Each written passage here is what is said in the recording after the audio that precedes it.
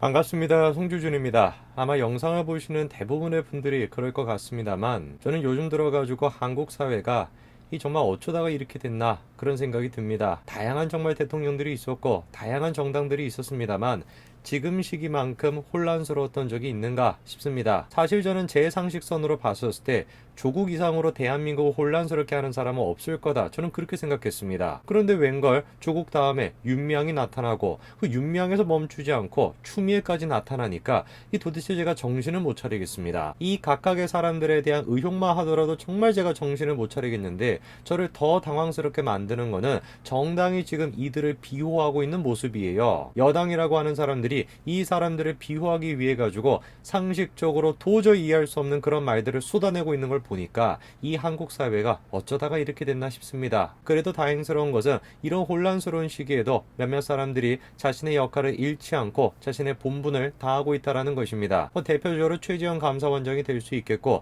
그리고 또 많은 기대를 받고 있는 윤석열 검찰총장도 그렇겠죠. 윤석열 검찰총장이 보수 우파면 좋겠다라는 것보다도 그냥 검찰총장으로서 검찰의 역할에 충실해가지고 문재인 정부에 대한 저런 비리를 철저하게 낱낱이 밝혀달라, 그거를 우리가 요구하는 거 아니겠습니까? 오늘 저는 영상을 통해서 추미애 장관에 대한 의혹이 어디까지 지금 진행이 되어 있고, 그리고 이런 사태에 직면한 윤석열 검찰총장의 메시지는 또 어떤지, 그거에 대한 내용을 정리해드리고자 합니다. 같이 한번 좀 보시죠. 자, 추미애 장관을 지금 비호하려고 하는 듯한 사람들의 망언이 이어지고 있습니다. 하태경 의원이 다음과 같이 질문하죠. 서일병이 4일 치료받고 19일 병가를 받았다라는 겁니다. 그런데 다른 병사는 3일 치료를 받은 서류밖에 없어가지고 병가를 3일밖에 못 썼다라는 것이죠. 나머지는 연가로 사용했다라는 겁니다. 당연한 것이겠죠. 서류로 지금 3일치밖에 없다라고 한다면 병가를 3일밖에 못 쓰는 것이고 나머지에 대해서는 개인 연가로 처리해야 되는 거 아니겠습니까? 당연한 겁니다. 근데 문제가 무엇이냐면은 추 장관의 아들은 그렇지 않았다라는 게 문제입니다. 서일병은 어땠다라는 것입니까? 다 병가로 썼다라는 것이에요. 다른 사람은 서류가 3일밖에 없어가지고 병가를 3일밖에 못 쓰고 나머지는 연가로 썼는데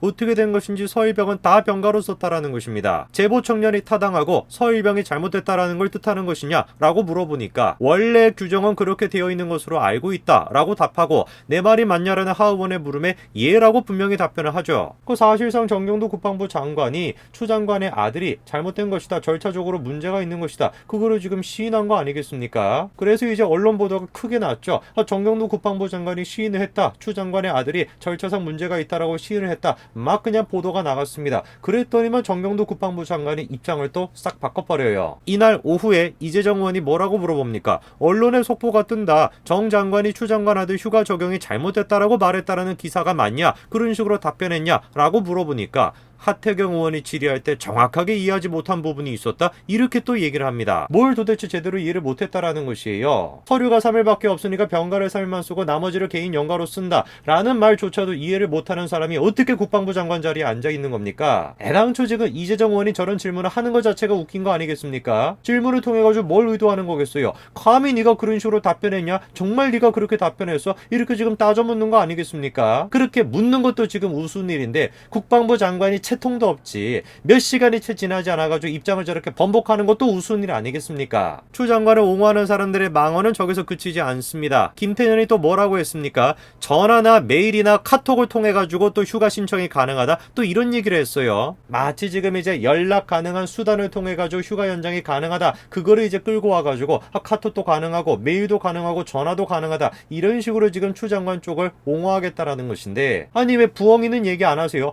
부엉이를 통해 가지고 그렇게 막 쪽지 보내는 거, 그거는 또 불가능한 겁니까? 현실적으로 도대체 카톡을 통해 가지고 메일을 통해 가지고 휴가 연장을 하는 경우가 몇 번이나 있겠습니까? 세상 천지에. 그런데 또 차기 국방부 장관은 뭐라고 얘기를 합니까? 서욱 후보자가 또 이렇게 얘기합니다. 휴가 연장 수단으로 전화를 확장해가지고 카톡도 포함 가능하다, 또 이렇게 얘기합니다. 지금 자식을 군에 보내신 분들은 저 말을 잘 기억해 두시기 바랍니다. 그리고 기꺼이 이제 카톡을 통해 가지고 메일을 통해 가지고 휴가 연장 신청을 하라고 하세요. 말이 되는 소리를 해야지 도대체가. 있습니다. 그리고 서욱 씨는 지금 추 장관의 눈치를 보기 앞서가지고 자기 일부터 조금 똑바로 처리하시기 바랍니다. 자기 지금 박사 논문 표절률이 32% 가까이나 된다. 학위가 취소가 될 수도 있다. 이런 지금 얘기가 나오고 있는데 저거나 지금 똑바로 처리하시기 바랍니다. 개인이 그냥 추 장관 눈치 보느라고 말도 안 되는 그냥 소리나 하지 마시고. 자, 이런 식으로 지금 추 장관을 비호하는 사람들이 망언을 쏟아내고 있는데 어디 이게 지금 비호하는 사람들 뿐이겠습니까? 추 장관 본인도 마찬가지로 망언을 쏟아내고 있습니다. 군 관계자들이 지금 일관되게 진술하고 있죠. 추 의원 보좌관이 휴가 연장 청탁 전화를 했다라는 것이에요. 지금까지 추 장관은 뭐라고 답을 해왔습니까? 그런 사실이 없다. 그렇게 얘기를 해오다가 시킨 일이 없다라고 말을 또 바꿨어요. 보좌관이 전화를 했는지는 확인을 해봤느냐라고 물어보니까 확인하고 싶지 않다. 이렇게 답변을 합니다. 보좌관이 전화를 했는지를 확인을 해봤냐라고 질문을 하니까 확인해보고 싶지가 않대요. 자기와 관련된 의혹을 지금 푸는 자리에서 하고 싶지 않다는 얘기가 이게 말이나 되는 소리입니까? 고등학생 지금 반장 선거에도 저런 얘기가 안 나오겠어요. 민원실로 부모가 전화했다라고 하는 국방부 발표에 대해 가지고 추 장관이 뭐라고 합니까? 자신은 전화한 사실이 없다. 이렇게 얘기합니다. 그러면 부모 중에 아버지가 전화한 것이냐라고 질문을 하니까 남편에게는 물어볼 형편이 안 된다. 주말 부부라서. 이렇게 또 얘기를 합니다. 아니 무슨 놈의 도대체 주말 부부가 전화도 서로 안 해요? 저것도 그러니까 마찬가지로 물어보기 싫다. 이 얘기 아니에요. 그런데 알고 봤더니만 주말 부부라 가지고 거리가 멀리 떨어져 있어가지고 물어볼 형편이 안 된다. 그 말도 지금 거짓말 아니냐. 이런 지금 지적이 나옵니다. 왜? 자기 스스로가 뭐라고 얘기한 거예요? 청문회 때 남편은 서울 산다라고 얘기를 한 거예요. 현재 배우자는 정읍에서 숙식을 어떻게 해결합니까? 라고 물어보니까 후보자의 배우자는 현재 서울에서 거주하고 있고 업무가 있을 때 정읍을 오가며 생활하고 있습니다. 이렇게 얘기를 하네요. 같은 지금 서울에 있기는 있지만 한 100m 떨어져 있어가지고 200m 떨어져 있어가지고 뭐 한 300m 떨어져 있어가지고 그래가지고 못 물어본다라는 겁니까? 거짓말을 하더라도 좀 뭔가 그럴싸하게 해야지. 저렇게 지금 쉽게 드러날 거짓말을 왜 합니까 도대체? 자기가 직접 그렇게 얘기를 해놓고서는 또 지금 와가지고는 주말 부부라 가지고 물어볼 수가 없다. 이 지금 말이나 됩니까? 자, 그리고 또 이번에 이런 얘기가 나왔습니다. 국방부 민원실에 전화를 한 사람은 누구다? 여성이라는 거예요. 누구를 그러면 암시하는 거겠습니까? 추 장관이 자기가 직접 지금 전화를 걸었다. 그런 얘기 아니겠어요? 만약에 이런 식의 증언이 사실이 아니다라고 한다면 어떻게 반박을 해야 되겠습니까? 간단한 거죠. 사실이 아니다. 전화를 건 적이 없다. 이렇게 얘기가 나오면 끝나는 겁니다. 그런데 추 장관 쪽에서는 지금 어떤 반응을 보이고 있냐? 마치 추 장관이 직접 전화한 거 아니냐는 의혹을 부추기는 악의적인 주장이다. 이렇게 비판을 합니다. 악의적이다. 이렇게 얘기하기 전에 그 내용이 사실이다. 거짓이다. 이렇게 얘기하면 끝나는 것인데 왜 그런 얘기를 안 하십니까? 뭐 그렇게 얘기를 안 하는 게 아니라 그렇게 얘기를 못 하는 게 아닐까 싶습니다만 정말 양심을 가지고 있는 정치인이라고 한다면은 이 지금 조국이 됐건 윤미향이 됐건 추미애가 됐건 이 사건들에 대해 가지고 정말 최선의 양심이 있으면 그냥 입을 열지 말든가 가만히라도 있던가 저런 식으로 말도 안 되는 궤변을 통해 가지고 옹호하는 모습을 보니까 참으로 제가 이 땅이 어쩌다가 이렇게 비상식적인 나라가 됐나 정말 절망스럽습니다. 그나마 이런 상황에서 우리가 기대를 가질 수 있는 거는 자신의 본분에 최선을 다하는 그런 사람들이 있기 때문에 그런 거 아니겠습니까? 추미애 장관은 윤석열 검찰총장을 상대로 해가지고 수사 의지를 본 적이 없다 이런 식으로 헛웃음을 지었다고 합니다. 그러면서 검찰이 선택적 수사를 한다고 많은 국민들이 질타를 하고 있다면서 그걸 개혁하는 과정에 있고 성역 없는 수사가 이루어진다라는 걸 보면 국민 신뢰를 확보할 수 있을 것이다 이렇게 얘기했다라고 해요. 선택적 수사를 하고 있는 검찰 그게 누굽니까? 윤석열 검찰총장이 아니라 검찰 내부에 있는 추미애 장관 라인에 있는 검사들 아닙니까? 지난달 초에 서 씨가 진료를 받았던 국군 양주병원을 압수수색했을 때도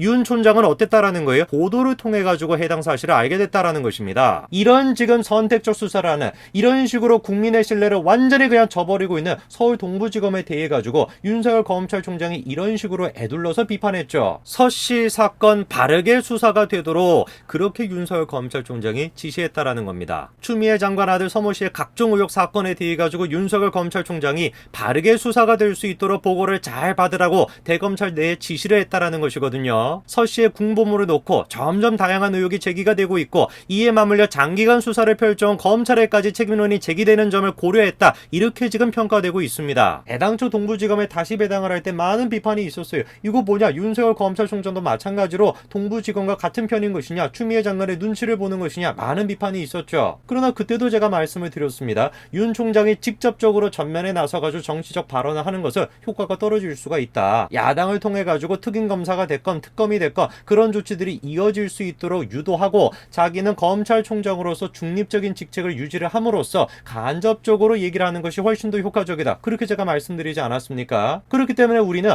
어떤 발언이 나왔나 보다도 어떤 시기에 그 발언이 나왔는가를 생각을 해야 되는 것입니다. 이것도 지금 마찬가지. 뭐하러 지금 시기에 저런 식으로 지시가 잘 되라 이런 얘기를 갖다가 하겠습니까? 직접적으로 뭔가 추 장관의 아들을 거론함으로써 저들에게 빌미를 주는 것이 아니라 누가 보든지 간에 시기적으로 그렇게 해석이 될 수 있도록 간접적으로 메시지를 내는 거, 이게 지금 윤석열 검찰총장이 보여주고 있는 모습이죠. 저는 분명히 확신을 가지고 있습니다. 윤석열 검찰총장이 끝까지 자기의 어떤 직책에 최선을 다할 것이라고 저는 확신을 가지고 있습니다. 그리고 윤석열 검찰총장의 정치적 의도가 어떻게 되든지와 상관없이 자기의 직책에 최선을 다하게 되면 자연스럽게 추미애 장관도 사퇴하게 될 것이다. 그렇게 저는 생각을 합니다. 왜? 추미애 장관이 지금 보여주고 있는 모습은 직책에 충실하지 않은 모습이기 때문에 추미애 장관의 운명이 어떻게 될지 지켜봐야 되겠습니다. 오늘까지 말씀드리겠습니다. 감사합니다.